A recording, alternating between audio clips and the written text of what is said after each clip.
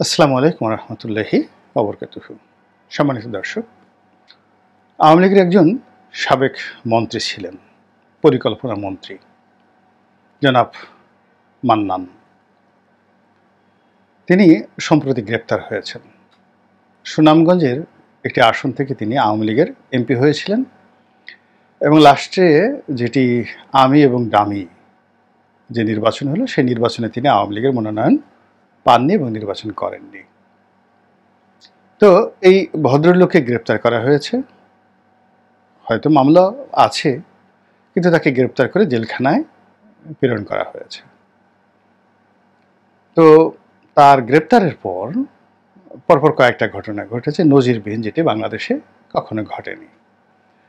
প্রথমটা হলো, বাংলাদেশের অনেক মানুষ সামাজিক মাধ্যমে, রাজনৈতিক অঙ্গনে, বুদ্ধিজীবী অঙ্গনে তারা এই প্রতিবাদ করেছে যে এরকম নিপাট ভদ্রলোক, সজ্জন, নির্ঝঞ্ঝাট এবং যার বিরুদ্ধে দুর্নীতির ন্যূনতম কোনো অভিযোগ নেই, তিনি আওয়ামী লীগ করেছেন এবং আওয়ামী লীগের মন্ত্রী হয়েছিলেন বা তাকে বানানো হয়েছিল, এটাই অপরাধ। এর বাইরে একটা মানুষ নির্লোভ থেকে দীর্ঘদিন তিনি তার নির্বাচনী এলাকার জনগণকে সেবা দিয়েছেন। তার যে অনাড়ম্বর জীবন, মানে জাঁকজমকপূর্ণ জীবন নয়, সাধারণ জীবন। বাড়িতে নিজের হাতে রান্না করেছেন, ডিম ভাজি দিয়ে ভাত খেয়েছেন, এরকম একেবারে অর্ডিনারি একটা জীবন তিনি যাপন করার পরেও কেন পরিবর্তিত রাজনৈতিক অবস্থায় গ্রেপ্তার করা হলো বা তার বিরুদ্ধে মামলা হলো, যেখানে অভিযুক্ত শেখ পরিবারের একজন সিঙ্গেল লোককে ধরা যায়নি। অনেকে পালিয়েছেন, অনেকে বাংলাদেশে আছেন। সারা বাংলাদেশে মিষ্টি বিতরিত হতো যদি প্রকাশ্যে ওবায়দুল কাদের, প্রকাশ্যে হারুন, ডিবির হারুন, বিপ্লব, মেহেদি, এদেরকে ধরা হতো। আমরা কি তাদেরকে দেখেছি এখন পর্যন্ত? ধরা পড়েছেন? পড়েননি। কিংবা সেই যে আব্দুল হাই বাচ্চু, বেসিক ব্যাংক কেলেঙ্কারির হোতা, কিংবা তাকসিমে খান, শেখ রেহানার আত্মীয়, লুটপাট করে হাজার হাজার কোটি টাকা লুটপাট করেছেন ওয়াসা থেকে, আমরা কি তাকে গ্রেপ্তার হতে দেখেছি? কিংবা অন্যান্য যারা আছেন, যাদের বিরুদ্ধে পাহাড় সম অভিযোগ। শেখ হেলাল সাহেব কোথায় এখন বলেন তো? শেখ হেলাল সাহেব কোথায়? তার ভাইয়েরা কোথায়? কেউ কি গ্রেপ্তার হয়েছেন? এইভাবে অনেক শেখ যাদের মানে একটা টিকিটি পর্যন্ত স্পর্শ করা যায়নি, তারা নিরাপদে আছেন, নিরাপদে গেছেন। আর বাংলাদেশে যে কয়জন ধরা পড়েছেন আমলা কামলা, এরা মূলত ওই গৃহ বিবাদের কারণেই ধরা পড়েছেন। আচ্ছা, সালমান এফ রহমান ধরা পড়েছেন, ভালো কথা। তো সালমান এফ রহমানের যে প্রতিপক্ষ এস আলম, তিনি তো অনেক অনেক বেশি ক্ষতি করেছেন দেশের। তিনি কোথায়? তাকে কেন ধরা হচ্ছে না? এরকম মানে একটা উদাহরণ দিলাম। আজিজ খান সাহেব, ফারুক খান সাহেব, মানে সামিট গ্রুপের বিরুদ্ধে তো অনেক অভিযোগ, তারা কোথায়?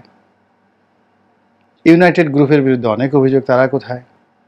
ব্যাংকার্স অ্যাসোসিয়েশনের সভাপতি নজরুল ইসলাম মজুমদার, তার বিরুদ্ধে অনেক অভিযোগ, তারা কোথায়? এরকম there are many many things. Iqbal Sobhan Chowdhury সাহেব কোথায়? গোলাম রহমান সাহেব কোথায়? তারপর যার কারণে পুরো এই গণ্ডগোলটা হলো, বিচারপতি মানিক মানে তার কাছে শিশু, সেটা জাস্টিস খায়রুল হক, মানে প্রধান বিচারপতি খায়রুল হক, তিনি এখন কোথায়? তাকে কেন ধরা হচ্ছে না? এবং অনেকের বাসা আপনি চিন্তা করুন যে সালমান এফ রহমানের বাড়ি ঘর জ্বালিয়ে পুড়িয়ে ছারখার করে দেওয়া হয়েছে। গিয়ে দেখুন তো খায়রুল হকের বাসায় একটা ঢিল পড়েছে কিনা, একটা সিঙ্গেল একটা ঢিল পড়েছে কিনা। এসব জিনিসগুলো কেন? এগুলো আলামত তো ভালো না। আপনি যখন শাস্তি দিবেন অপরাধ অনুযায়ী, তাদেরকে শাস্তি দেন। আপনি যেন অ্যারোগেন্সি দেখাবেন। তো বরং সালমানের বাড়িঘর ভাঙাটা আমি মনে করি উৎপাদনের সাথে সম্পৃক্ত। তার ওই ইয়েলো ভেঙে ফেলছে, ওখানে অন্ততপক্ষে ইয়েলো সালমানের হেডকোয়ার্টারে অন্ততপক্ষে 400-500 লোক কাজ করতো ধানমন্ডিতে, ভাঙিয়ে চুরে তছনছ করে দেওয়া হয়েছে। অথচ জুডিশিয়ারিতে যে সমস্ত লোকজন আওয়ামী লীগকে সাপোর্ট করে পুরো এই বিপত্তির মধ্যে ফেলেছে, তো তাদের মধ্যে মানিক সাহেবকে আপনি ধরলেন, অন্য কাউকে আপনি ধরতে পারলেন না, কিছুই হলো না। এটা কি ধরনের বিচার? তো সেই দিক থেকে এই যে মিস্টার মান্নান সুনামগঞ্জে যে আসন থেকে তিনি নির্বাচিত হয়েছিলেন, সে আসনের যারা জনগণ, আমি মনে করি তাদেরকে সেলুট। তারা রাস্তায় নেমে এসেছেন এবং মান্নান সাহেবের মুক্তি দাবি করেছেন। তৃতীয় মাত্রার জিল্লু সাহেব, তিনি স্ট্যাটাস দিয়েছেন, একটা ভিডিও বানিয়েছেন, এবং আমিও বিবেকের তাড়না আগেই করতাম, কিন্তু আমি মনে করছি যে এটি মারাত্মক অন্যায় হয়েছে। এর কারণ হলো ডক্টর মোহাম্মদ ইউনূস শিক্ষিত মানুষ, সজ্জন, দীর্ঘদিন নির্যাতিত হয়েছেন, তো তিনি বুঝেন বা তার বোঝা উচিত।